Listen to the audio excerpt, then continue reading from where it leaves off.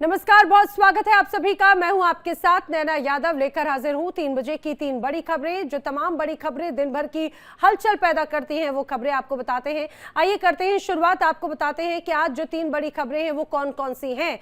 आज पहली खबर जिस पर बात करेंगे वो होगी नीट पेपर लीक से जुड़ी हुई और इसे अंजाम देने वाले लोगों से जुड़ी हुई खबर। इस पूरे मामले में सीबीआई ने मास्टरमाइंड सहित 8 लोगों को अरेस्ट किया है। इसके साथ ही नीट पेपर लीक मामले के तार अब कई अलग अलग राज्यों से कनेक्ट होते हुए नजर आते हैं। महाराष्ट्र से लेकर राजस्थान, हरियाणा तक भी पहुंच चुके हैं। जांच अधिकारियों की माने तो टेलीग्राम के जरिए पूरा खेल शुरू हुआ और धीरे धीरे देश के कई राज्यों में यह खेल फैलता चला गया। फिलहाल सीबीआई इस पूरे मामले की जांच कर रही है। तो दूसरी बड़ी खबर पश्चिम बंगाल से आई, जहां पर चुनावी भाषण ममता बनर्जी के भतीजे अभिषेक बनर्जी के लिए मुसीबत बन गया है। टीएमसी के राष्ट्रीय महासचिव और सांसद अभिषेक बनर्जी के खिलाफ एफआईआर दर्ज हुई। और आज की जो तीसरी बड़ी खबर है नाइजीरिया से। अमेरिकी सेना ने दावा किया कि उसने दुनिया के सबसे खतरनाक आतंकियों में शामिल आईएसआईएस के global number 2 commander Abu Bilal al Minuki को ढेर कर दिया है। अब खबर यह भी सामने आई है कि सेना ने यह ऑपरेशन नाइजीरिया की सेना के साथ में मिलकर अंजाम दिया।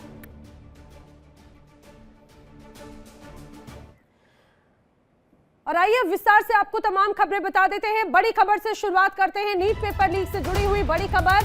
नीट पेपर लीक मामले का जो मास्टरमाइंड है वो गिरफ्तार हो चुका है। जी हां, सीबीआई के अनुसार जो जानकारी सामने आई, केमिस्ट्री टीचर कुलकर्णी जो गिरफ्तार हुए, बताया जा रहा है कि इन्हीं के माध्यम से पेपर लीक किया गया था। कुलकर्णी को जो गिरफ्तारी जिसकी हुई है, पेपर तक सीधी पहुंच कुलकर्णी की थी। नीट पेपर लीक मामले में अभी तक 8 लोग गिरफ्तार किए गए हैं। सीबीआई कुलकर्णी को ही लीक मामले का मास्टरमाइंड अभी बता रही है। जांच एजेंसीज के अनुसार कुलकर्णी लातूर का रहने वाला था, केमिस्ट्री का डोमेन एक्सपर्ट है, कई सालों तक नीट पेपर तैयार करने वाले पैनल का हिस्सा भी एक तरह से रहा है। और इसके साथ ही कुलकर्णी की नीट पेपर तक सीधी पहुंच थी। वो पुणे में अपने घर पर कोचिंग क्लास चलाता था, जहां पर वो पहले ही नीट पेपर में आने वाले सवालों का जवाब कैंडिडेट्स को बता देता था। 3 मई के पेपर से पहले अप्रैल के आखिरी हफ्ते में आरोपी मनीषा वाघमारे की मदद से कई स्टूडेंट्स को पेपर लीक एक तरह से किए जाने की खबर सामने आई है। सीबीआई जांच में यह भी पाया गया है कि नीट 2026 का जो पेपर है वो 1 मई को ही लीक किया जा चुका था। इसे प्राइवेट माफिया नाम के टेलीग्राम ग्रुप पर डाला गया था। टेलीग्राम ग्रुप पर 1 मई की रात करीब 11:30 बजे पीडीएफ फाइल अपलोड की गई, जिसके बाद में कई सवाल नीट के पेपर से हूबहू मिलते हैं। बताया जाता है 80% पेपर मैच हुआ। अब तक जो जांच हुई है उसमें सीबीआई को यह भी पता चला है कि प्राइवेट माफिया नाम के टेलीग्राम ग्रुप में करीब 402 मेंबर्स हैं और 2024 में ही पेपर लीक के लिए एक तरह से इसे तैयार किया गया था। 1 मई को जो पेपर अपलोड हुआ उसके पहले एडमिन प्राइवेट माफिया ने मैसेज में लिखा था कि हम जल्द ही फुल पेपर अपलोड कर रहे हैं। उसका पासवर्ड भी बाकायदा बताया गया। पासवर्ड बताया leakmafia@9466।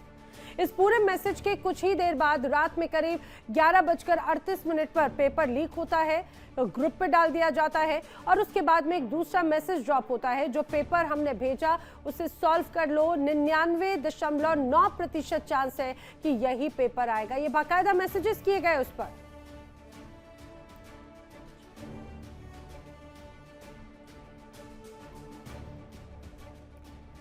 सीबीआई जांच में कई बड़ी बातें सामने आई है। पीवी कुलकर्णी नीट पेपर का मास्टरमाइंड है, ये दावा किया जा रहा है। पेपर लीक मामले में सीबीआई ने अब तक महाराष्ट्र से मनीषा वाघमारे को, शुभम खैरनार को, जयपुर के मांगीलाल बिवाल, विकास बिवाल, दिनेश बिवाल और गुरुग्राम के यश यादव को अभी तक हिरासत में लिया है। सीबीआई को अभी इन आरोपियों की 7 दिनों की कस्टडी भी मिल चुकी है। जो सीबीआई की अभी तक जांच है वो जरा समझ लीजिए। सीबीआई के अनुसार PV Kulkarni NEET paper leak का मास्टरमाइंड है। पुणे में अपने घर पर स्पेशल कोचिंग क्लासेस बाकायदा चलाता है। स्पेशल क्लास में जो एग्जाम के पहले क्लासेस ली गई उसमें छात्रों को सवाल और उनके जवाब भी बताए गए हैं। छात्रों को इकट्ठा करने में बाकायदा कुलकर्णी ने मनीषा की मदद ली थी। छात्रों ने सवाल जवाब को नोटबुक में हाथ से लिखा था।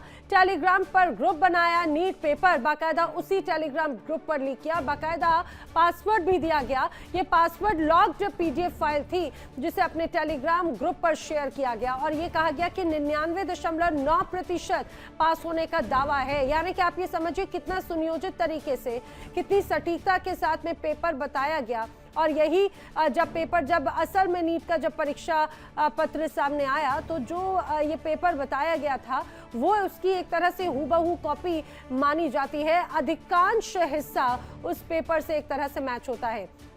आखिर ये नीट पेपर लीक हुआ कैसे? पीवी कुलकर्णी की अगर बात की जाए तो नीट पेपर लीक का मुख्य सूत्रधार यही माना जाता है। एनटीए की सुरक्षा परीक्षा प्रक्रिया से जुड़े होने के कारण उन्हें प्रश्न पत्र तक पहुंच मिली। अपने पुणे स्थित घर पर गुप्त कोचिंग क्लासेस ली गई, छात्रों को सवाल, विकल्प और बाकायदा उत्तर बताए गए हैं।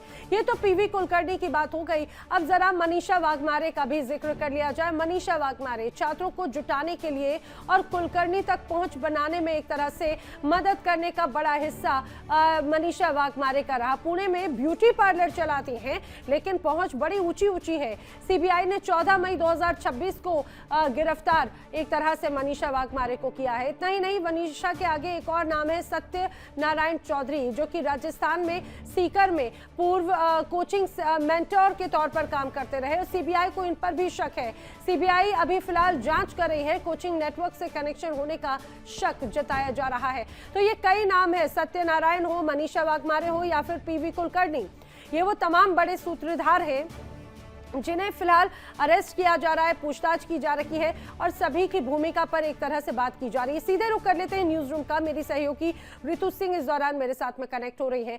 ऋतु, बहुत महत्वपूर्ण हो जाता है नीट की परीक्षा, क्योंकि पहला ऐसा मौका नहीं है जब पेपर लीक कांड हुआ। हर साल इस तरह के पेपर लीक के मामले सामने आते हैं और कई लाख जो विद्यार्थी हैं उनका भविष्य ऐसे ही खतरे में नजर आता है। आखिरकार ये मुख्य कड़ी मानी जा रही है गिरफ्तारी। बिल्कुल नैना, और इस वक्त अगर कहा जाए चर्चाएं उस पासवर्ड को लेकर हो रही है, लीक माफिया @9466 को लेकर, जिसको कहा गया कि देर रात जब इस बाबत एक इंफॉर्मेशन उस टेलीग्राम ग्रुप पर डाली गई कि कुछ ही देर में वो जो पेपर है हूबहू, जिसके जरिए वो जो सवाल है उन तमाम छात्रों को जो कि उस ग्रुप से जुड़े हुए हैं, उस टेलीग्राम चैट का हिस्सा है, उन्हें वो परीक्षा का वो पेपर एक प्रारूप के रूप में मिल सकता है। अब पीवी कुलकर्णी के साथ ये तमाम कड़ियां खुल रही है। पीवी कुलकर्णी को गिरफ्तार कर लिया गया है। मनीषा का जिक्र भी आपने किया और अब बड़े पेच में किस तरीके से फंसाया गया और अभी एनटीए की जो अगर कहा जाए भूमिका पर भी बड़े सवाल नैना खड़े हो रहे हैं कि जो एक ऑर्गेनाइजेशन, जो एक संस्था इसीलिए लाई गई कि ट्रांसपेरेंसी बरती जाए। बड़ी बड़ी जो परीक्षाएं होती है, चाहे नीट हो, जेई हो, इन परीक्षाओं को कंडक्ट करवाने में और उस पूरे प्रोसीजर में कैसे ट्रांसपेरेंट एक पूरा प्रोसीजरल रवैया अख्तियार किया जाए, उन तमाम तस्वीर को दिखाने का प्रयास और इसी मोटिव से लाया गया था एनटीए को। नेशनल टेस्टिंग एजेंसी इसे इंश्योर करने के लिए ही लाई गई थी, लेकिन अब साल दर साल इसी तरीके की तस्वीर। अब इस बार जो हुआ है, 3 मई को परीक्षा होती है और 14 तारीख को परीक्षा रद्द कर दी जाती है। अब इसके बाद जो तस्वीर सामने आ रही है, इतनी देरी क्यों हुई और ये सीधे सीधे इतने दिनों के बाद तस्वीर कैसे बदली और कैसे समझ में आई, इसे लेकर के जो इंफॉर्मेशन सामने आई और उसके बाद हरकत में जो शिक्षा मंत्रालय वो नजर आया, रद्द किया गया, नई तारीख दी गई। लेकिन अब पीवी कुलकर्णी जो कि केमिस्ट्री डोमेन के एक्सपर्ट माने जाते हैं, अब केमिस्ट्री डोमेन के एक्सपर्ट के तौर पर अगर आप देखेंगे और सीधे तौर पर उनका इस ग्रुप में, इस टेलीग्राम का जो ग्रुप है, इसका हिस्सा होने के साथ साथ उन पेपर्स को रखना जिनके जो प्रश्न है हूबहू जो परीक्षा में सामने आए उनसे मेल खाते हैं। ये सीधे सीधे दिखाता है कि बड़े लेवल पर बहुत बड़ी धांधली हुई और सीबीआई अब एक एक कर उन तमाम कड़ियों को टचडाउन नैना करना चाहती है, जिससे अब जो मेन साजिश करता है, मास्टरमाइंड जो है, अभी तक तो पीवी कुलकर्णी नजर आ रहा है, लेकिन क्या इससे भी बड़ी कोई तस्वीर है? क्या और भी कोई है जिसके इशारों पर ये हो रहा है, जो ये बड़ा, क्योंकि बार बार ये बात कही जाती रही है कि पीवी कुलकर्णी, क्या ये कहा जाए कि सिर्फ एक एनटीए का हिस्सा जो कभी पहले रहे या फिर जब पेपर जब तैयार किए जाते थे उस टीम का कभी एक वक्त में वो हिस्सा हुआ करते थे, तो क्या वो इतने अंदर तक सिस्टम में घुस चुके हैं कि वो पेपर लीक जैसे बड़े कांड को अंजाम दे देते हैं अकेले स्तर पर? क्या ये संभव है? हालांकि इसको लेकर भी कई बड़े अलग अलग सवाल और बड़ी प्रतिक्रियाएं सामने आई। कई लोग कह रहे हैं कि ये तो कुछ चुनिंदा नाम है, बड़े नामों को तो छुपाया जा रहा है। अब उम्मीद की जा रही है सीबीआई के हाथ में है ये मसला तो और कई बातें सामने आएंगी। निश्चित रूप में नैना, और 3 मई को परीक्षा होनी थी, उससे पहले 1 मई को इस बारे में इंफॉर्मेशन इस ग्रुप में आती है और बाकायदे इसमें बड़ा दावा किया जाता है 99.9% जो क्वेश्चंस इस पेपर में डाले जाएंगे वो रिपीट होंगे नीट की परीक्षा में। इस बात का जिक्र किया जाना और एक तरह से इसे ऐसे प्रेजेंट करना कि जो उस ग्रुप के हिस्से में लोग हैं, जो स्टूडेंट्स हैं, उन्हें ये परीक्षा पत्र पहले ही मिल रहा है और ऐसे वो सॉल्व कर ले। बाकायदे 2 तारीख का भी वक्त मिला और 3 को परीक्षा थी। अब इतने बड़े स्तर पर क्या धांधली हुई होगी और अगर ये जो शख्स पीवी कुलकर्णी जिसका जिक्र हो रहा है, ये खुद भी कहा जाए तो एक बहुत बड़ा जो कोचिंग इंस्टीट्यूट है उसे चलाता है, वहां पर भी पढ़ाता है, लेकिन केमिस्ट्री के एक्सपर्ट के रूप में, अगर उस डोमेन के एक ऐसे चेहरे के रूप में भी इसे देखा जाए जो अगर इस तरीके का दावा करता हुआ नजर आए, 99.9% क्वेश्चंस रिपीट होंगे ये कहता हुआ नजर आए, तो आप भी समझ सकती हैं कि जो छात्र उस ग्रुप में चाहे वो इन्वॉल्व ना भी हो लेकिन जो जुड़े होंगे उन्हें कम से कम इस बात को लेकर के थोड़ी दिलचस्पी तो जरूर होगी कि कम से कम ये पेपर जो है इसे सॉल्व करना है और इसका एक तरह से सेल्फिश फायदा उन्हें भी मिलेगा। अब क्या पैसों का लेन देन हुआ, कोई आदान प्रदान इस तरीके का हुआ? क्योंकि जो वीडियो ऑडियो टेप्स वायरल हो रही है वो भी बड़ी तस्वीर दिखा रही है, वो भी बड़े दावे कर रही है, लेकिन इस बीच बड़े प्रश्न नीट की परीक्षाओं के ट्रांसपेरेंट रवैये को लेकर, उसकी सीधे उसके प्रारूप को लेकर और एनटीए के उन पैरामीटर्स को लेकर जिस पर एनटीए आधारित है, जो मोटिव एनटीए का था उससे स्लिप होती हुई थोड़ी सी नजर आ रही है। ठीक है, जानकारी के लिए ऋतु आपका शुक्रिया। लेकिन ये जो पूरी जांच हो रही है उस जांच के बाद में उम्मीद जरूर जागी है कि जिन बच्चों के साथ में अन्याय हुआ, जिन लोग के साथ में कहीं ना कहीं धोखाधड़ी हुई, जो शिकार हुए, उन्हें जरूर कहीं ना कहीं आने वाले वक्त में अब न्याय मिलेगा। चलिए अब आगे बढ़ते हैं, बात करते हैं चुनावी भाषणों की। चुनावी भाषण जो हमेशा लोगों में जज्बा तो भरते हैं लेकिन कई बार मुसीबत का सबब भी बन जाते हैं। अब चुनावी भाषण के ऐसे ही चक्रव्यूह में फंस गए हैं अभिषेक बैनर्जी।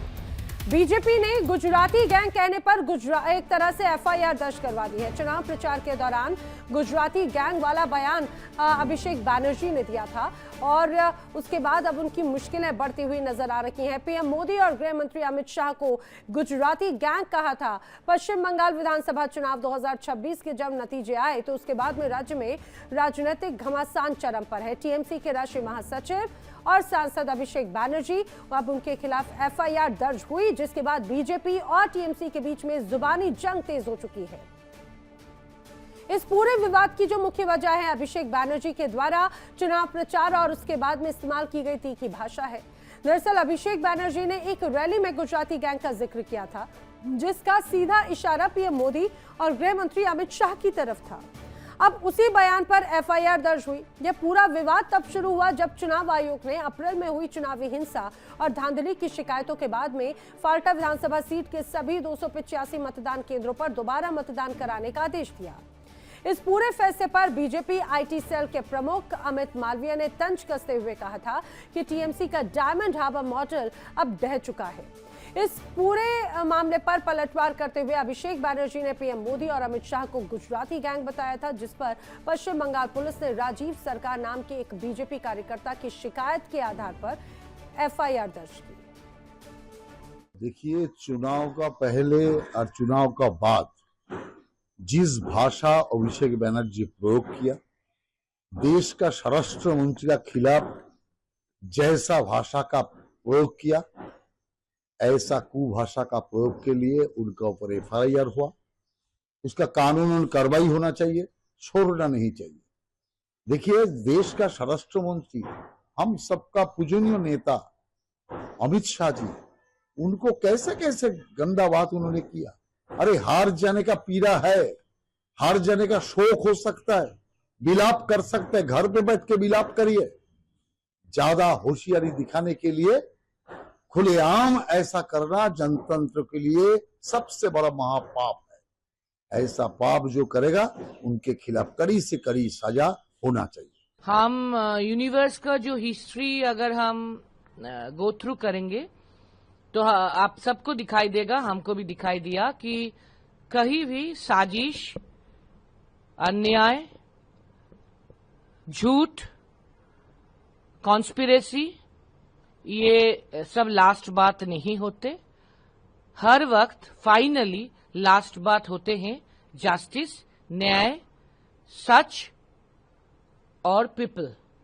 तो हमको लगता है इधर भी सच, न्याय और आम जनता, people, common people will tell the last word. तो आपने प्रतिक्रियाएं सुनी, अब सीधे रुक कर लेते हैं अमरदेव पासवान का जो मेरे साथ में जुड़ रखे हैं सीधे इस दौरान पश्चिम बंगाल से। अमरदेव, ऐसा लगता है कि जो परिणाम सामने आए हैं 2026 के, नई सरकार बनी, शुवेंदु सरकार, और उसके बाद क्या टीएमसी और उनके जो तमाम बड़े नेता हैं उनके उल्टे दिन शुरू हो गए हैं? क्या मुश्किलें शुरू हो गई हैं जैसे अभिषेक बैनर्जी के साथ हो रहा है? देखिए, चुनाव से पहले या चुनाव के बाद हमने अक्सर देखा है कि जो है विवादित बयानों का जो दौर है हमेशा जो है सामने आता रहा है। तो इस बीच भी जो है जिस तरीके से जो है 2026 का जो है जब चुनाव हो रहा था तो उस दौरान जो है फल्टा विधानसभा में जो करीबन 285 जो है बूथ थे, उन कई बूथों पर जो है गड़बड़ी का मामला जो है सामने आया, जहां पर देखा गया कई बूथों पर जो है जो सीसीटीवी कैमरे जो चल रहे थे वो बंद थे, तो कहीं जो है ईवीएम जो था उस पर जो है टेप लगा दिया गया था। तो ऐसे कई जो चीजें थी जो देखने को मिली थी, जिस कारण जो है उन बूथों का जो है जो हुआ था, चुनाव हुआ था, उसको कैंसिल कर दिया गया चुनाव आयोग के द्वारा। इस बीच में जो है बीजेपी के जो है आईटी सेल के जो है प्रभारी अमित मालविया, उन्होंने एक सोशल मीडिया पर एक पोस्ट किया था जिसमें उन्होंने ये कहा था कि जो अभिषेक बनर्जी का जो टीएमसी का जो है डायमंड हार्बर मॉडल वो जो है पूरी तरह से ढह चुका है।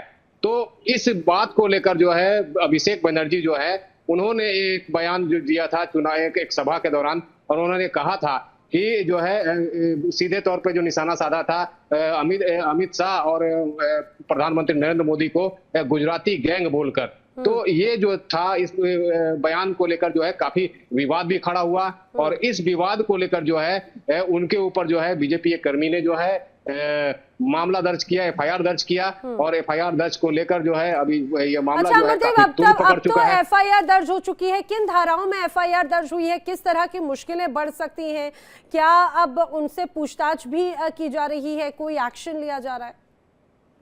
देखिए, अभी तो एफआईआर हुआ है, अब एफआईआर के बाद में मामले की जो है जांच शुरू होगी। जांच के बाद में उनके जो द्वारा जो बयान दिए गए थे उन बयानों की जो है बारीकी से जांच की जाएगी। जांच में अगर वो कहीं दोषी पाए जाते हैं तो तब जाकर जो है या अदालत हो या फिर पुलिस हो उस पर जो है कार्रवाई शुरू करेगी। हो सकता है कि उनको जो है उनसे पूछताछ किया जा सके मामले में, उनसे जो है स्पष्टीकरण जो मांगा जा सकता है। तो ये जो तमाम जो चीजें हैं ये जो है सामने आ सकती है। फिलहाल अभी तक ये जो है मामला जांच के दायरे में है, और जब तक जांच का दायरा पूरा नहीं हो जाता तब तक इस मामले में कुछ भी कहना अभी फिलहाल जो है मुश्किल है।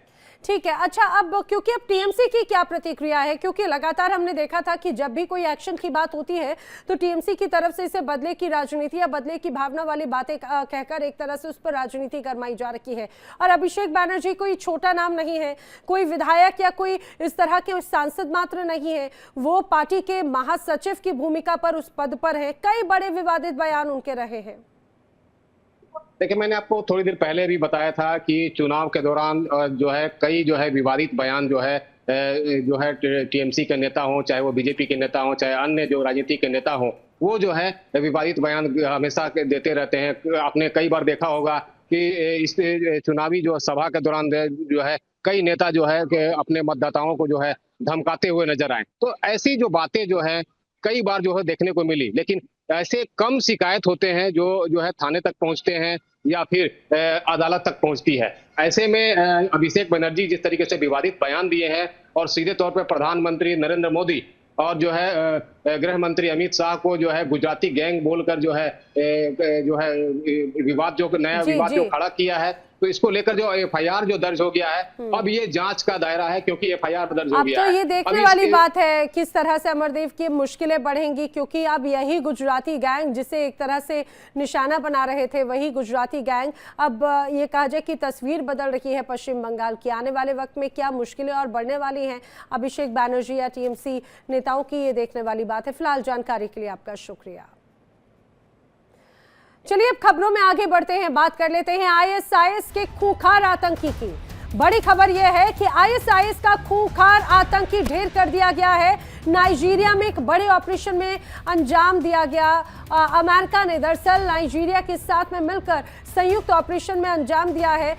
इस यूएस नाइजीरिया की संयुक्त कार्रवाई में आतंकी जिसका नाम अबू बिलाल बताया जाता है वो ढेर किया जा चुका है। अबू बिलाल मिनूकी जो आईएसआईएस में नंबर 2 में भूमिका निभाता है, नंबर 2 का आतंकी माना जाता है। अबू बिलाल मिनूकी नाइजीरिया का रहने वाला था। आतंकी अबू बिलाल, अमेरिका ने दुनिया से एक और खूंखार आतंकवादी को खत्म कर दिया है, उसका सफाया कर दिया है। इस्लामिक दुनिया बनाने वाले आईएसआईएस आतंकी अबू बिलाल अल मिनूकी इस दुनिया में अब नहीं है। अमेरिका ने आईएसआईएस के इस सबसे बड़े आतंकी अबू बिलाल अल मिनूकी को नाइजीरिया के साथ में मिलकर ढेर कर दिया।